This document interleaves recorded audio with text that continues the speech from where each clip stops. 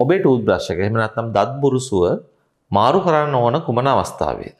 මේ පිළිබඳව අපි කරුණු කීපයකින් දැනුවත් වෙමු. අංක 5.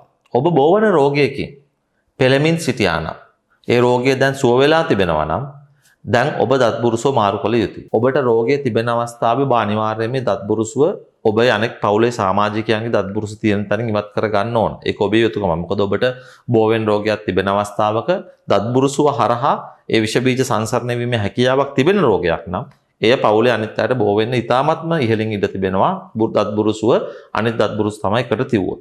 ඒ නිසා ඔබ අනිවාර්යෙන් රෝගය තිබෙන කාලය තුල දත් බුරුසු ඉවත් කර ගන්න ඕන. හැබැයි ඔබේ රෝගය සුව වුණාට පස්සේ ඔබ ඒ බුරුසුවම භාවිතා කරනවා නම් ඒ බුරුසුව නැවතත් අර පවුලේ සමාජිකයන් සමග එකට තැබීම නිසා ඔබගේ රෝගය සුව වුණත් ඔවුන්ට නැවත එම රෝගය හෝ එම රෝගයට ආසන්න වෙනත් රෝග වැළඳීමේ හැකියාව තිබෙනවා.